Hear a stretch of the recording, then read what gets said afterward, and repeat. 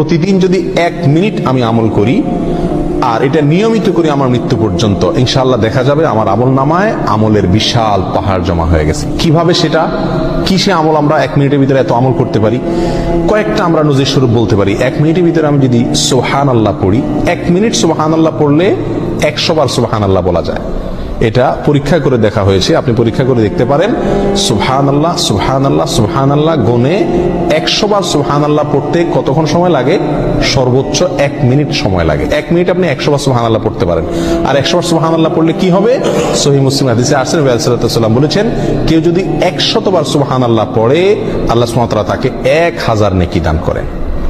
1000টি বিনিময় আল্লাহ তাআলা তাকে কিয়ামতের ময়দানে দান করবেন 100 বার সুবহানাল্লাহ পড়লে। তাহলে প্রতিদিন যদি আমি 1 মিনিট সুবহানাল্লাহ পড়ি শুধুমাত্র, তাহলে প্রতিদিন আমি 1000 করে নেকির মালিক হয়ে গেলাম। 30 দিনে 30,000। এভাবে হিসাব করেন সারা বছর, সারা জিন্দেগি কি পরিমাণ দাঁড়াবে ইনশাআল্লাহ।